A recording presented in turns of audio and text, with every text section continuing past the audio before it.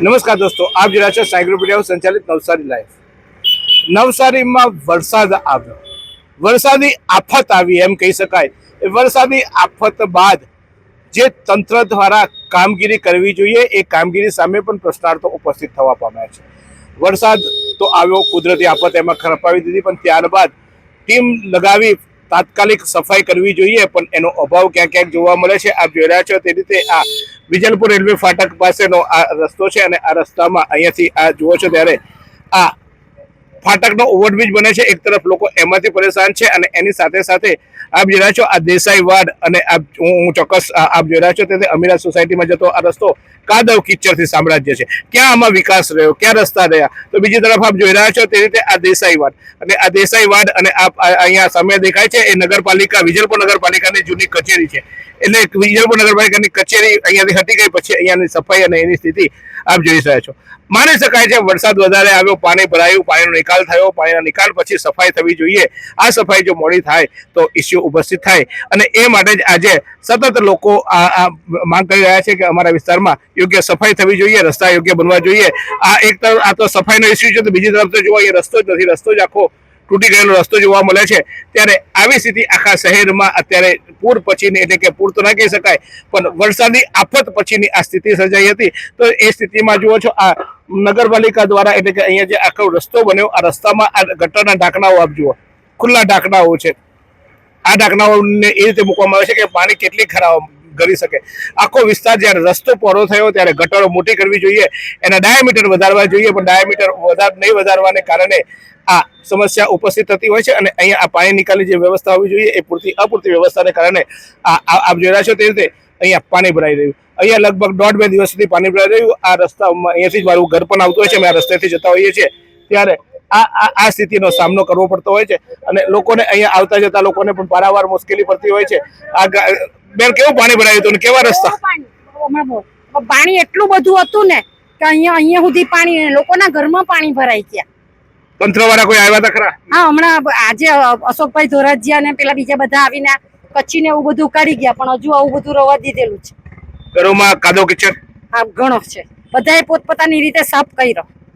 તો આપ જોઈ રહ્યા છો તે રીતે કે આખા વિસ્તારો અહીંયા આ દેસાઈ વાડ કહેવાય છે, દેસાઈ વાડ એટલે વિજલપુર શહેરનું નાક કહેવાતું હતું અને એ દેસાઈ વાડની પણ અત્યારે આ પરિસ્થિતિ છે। લોકો અહીંયા આવતા જતા મુશ્કેલીમાં મુકાતા હોય છે। ત્યારે આજે મેયર અશોક ધોરાજીયા વહેલી સવારથી જ તમામ વિસ્તારોમાં ફરવા નીકળી પડ્યા હતા અને જ્યાં જે સમસ્યાઓ હતી એ સમસ્યાઓ જાણવાનો પ્રયાસ કર્યો હતો। એમની સાથે નવસારી મહાનગરપાલિકાના કમિશનર અને ડેપ્યુટી કમિશનર સાથેની આખી ટીમ દરેક વિસ્તારમાં ફરી હતી।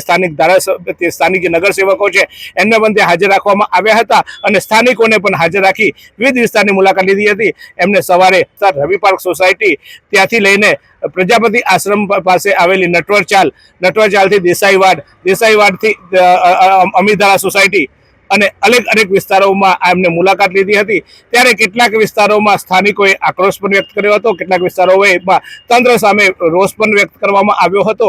તો જ્યાં જે જરૂરિયાત જણાય તેની સૂચના પણ તાત્કાલિક આપવામાં આવી હતી અને આ જે પણ વિસ્તારોમાં પાણી ભરાયા અથવા તો પાણી ભરાવાની કારણ અને પાણીના નિકાલની યોગ્ય વ્યવસ્થા થાય તેની સાથે સાથે જ્યારે કોઈ આવી ઘટના બને ત્યારે સાફ સફાઈ કરવા માટેના પણ ચોક્કસ પ્રયાસો કરવા માટે સૂચના આપવામાં આવી હતી। તો આ સમગ્ર શહેર દરમિયાન જ્યારે તેઓ ગયા હતા ત્યારે કેટલાક લોકોએ એમને ટોકવાનું અથવા તો એમને ટીકા કરવાની પણ કોશિશ કરી હતી, તો કેટલાક લોકોએ એમને સહયોગ પણ આપ્યો હતો। પ્રજા છે, પ્રજાના મૂડમાં આવે એ રીતે કામ કરતી હોય છે। ત્યારે કેટલાક લોકો બિનજરૂરી વિવાદો પણ ઊભા કરવાનો પ્રયાસ કરતા હોય છે, ત્યારે એમને પણ ચૂપ કરવાનો અશોક ધોરાજીયાએ પ્રયાસ કર્યો હતો। અશોક ધોરાજીયાએ કીધું હતું કે અમે તમારી સમસ્યા ખબર પડી છે, આ કુદરતી આફત વરસાદ આવ્યો હતો અને અમે આવ્યા હતા અને વરસાદ આવ્યા પછી જે સ્થિતિ સર્જાઈ એ સ્થિતિ પછી ચોક્કસ અમે સવારે વહેલા ઉઠીને આ સ્થિતિ જોવા આવ્યા છે અને માત્ર આંટો મારવા નથી આવ્યા પણ સૂચના આપવા આવ્યા છે।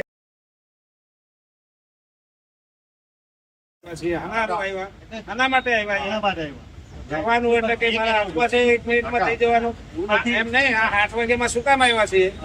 પછી જે આના માટે આવ્યા છીએ અમે। તમારું જોવા આવતું હતું અહીંયા તમે એમ કહો છો એટલે કાલ થઈ જવાનું છે એમ કહો છો થાય તો જ આવજો તો. તું હતો તે શું કર્યું વાત કરો છો. આજે તું હતો તે શું કર્યું 7 વાગે માં ઉઠીને બોલની જગદીશભાઈ કહી દે માથે અમે ફરીએ છીએ. શું કરવું પડે? તમારું માટે જ આવ્યું. તમને વકીલાત કરતા આવડે છે, મને નહીં આવડે. કરીએ ને છીએ. ઉભાવ છે. તમે બધાની વચ્ચે વોટ પડો એમ કીધું. થાય તો જ કરજો એટલે શા માટે આવ્યા? અરે વાતાવરણ બગાડવાનો ધંધા કરવાનો. શું કામ બગાડો? વાતાવરણ તો એવી વાત છે. તમે એક છો.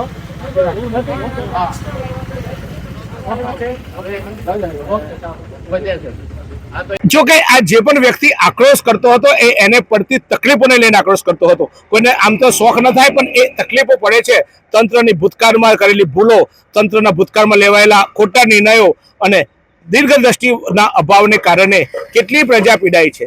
અમે પોતે પણ આ વિસ્તારમાં 1.5 દિવસ સુધી આવી ન જઈ શકીએ એવા દરેકને સમસ્યાઓ થઈ હોય. કોઈનું બાળક સ્કૂલે ના પહોંચી શક્યું હોય, કોઈ સમયસર એમને ખાવા માટે ના પહોંચી શક્યા હોય, અથવા તો નોકરી ધંધે ના જઈ શક્યા હોય કારણ કે પાણી ભરાઈ જવાની સમસ્યા હતી. ત્યારે આવા આક્રોશો પણ લોકો કાઢતા હોય છે. નેતાઓએ આ આક્રોશને હકારાત્મકતાથી લેવું જોઈએ અને હકારાત્મકતાથી લઈને અશોક ધોરાજીયાએ જે આ યોગ્ય જવાબ આપવો છે જવાબ આપ્યો છે, પણ સાથે સાથે એ વિસ્તારની સમસ્યાઓ જાણવી જોઈએ, હલ કરવી જોઈએ અને એ વિસ્તારની સમસ્યાઓ જોઈએ. અહીંયા નવસારીની આ પ્રાથમિક શાળા પણ અહીંયા આવી છે. આ પ્રાથમિક શાળામાં જે શાળામાં કદાચ હું 1 વર્ષ ભણ્યો છું એ પ્રાથમિક શાળાના પટાંગણમાં પણ પાણી ભરાવાને કારણે એ બાળકોને બાજુના જે સાંઈ મંદિર છે એ સાંઈ મંદિરમાં શિફ્ટ કરવામાં આવ્યા છે અને ત્યાં પણ અત્યારે આ બાળકો ત્યાં અભ્યાસ કરી રહ્યા છે.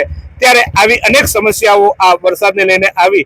અનેક લોકો આક્રોશ કર્યો, અનેક લોકોએ ખોટા બૂમાબૂમ કરી અને જ્યારે કોઈ સ્થિતિ આવે ત્યારે એ સ્થિતિને પહોંચી વળવા માટે જ્યારે તંત્ર કામ કરતું હોય ત્યારે તંત્રને સહયોગ પણ આપવો જોઈએ. ઘણા લોકો વિરોધના મૂડમાં જ હોય છે પણ દર જગ્યાએ વિરોધ પણ યોગ્ય નથી હોતો. ચોક્કસ હું પણ કહું છું કે તંત્રની મોટી ભૂલો છે.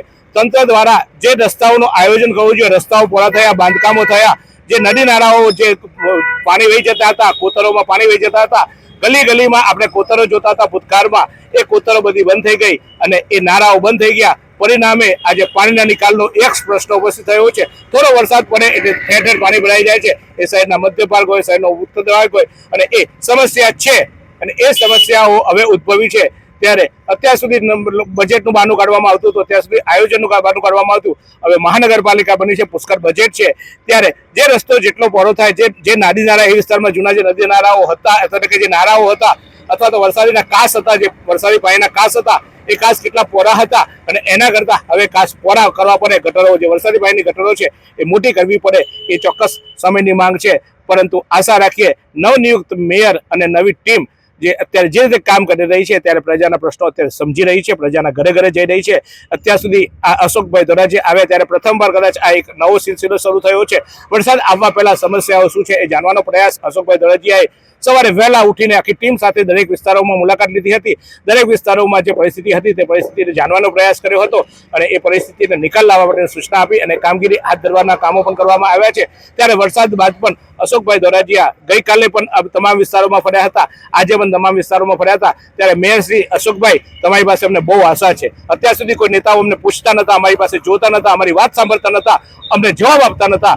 આપ આવો છો અમારા દ્વારે, આપ દરેક વિસ્તારમાં ફરો છો, વિસ્તારની સમસ્યા જાણો છો. ત્યારે નગરસેવકોને પણ વિનંતી છે કે જે તમારા વિસ્તારની સમસ્યા હોય તમારા મેયરને, તમારા કારોબારી અધ્યક્ષે અથવા તમે જે કમિટીમાં હો એ કમિટીમાં જણાવીને પ્રજાના પ્રશ્નો હલ કરો. પ્રજા તમારી પાસે આશા રાખીને 52માંથી 50 બેઠકો તમને આપી છે. ત્યારે એ આશાને ચોક્કસ આપ ઉજાગર કરશો. આપ નેતા છો, આપ ચેરમેન બન્યા છો અથવા તો આપ નગરસેવક બન્યા છો, એ ચોક્કસ અમારા માટે જેમ તમારા માટે ગૌરવની વાત છે. અમે પણ તમને મત આપીને બનાવ્યા છે, પણ અમે તમને આશા સાથે મત આપ્યા છે.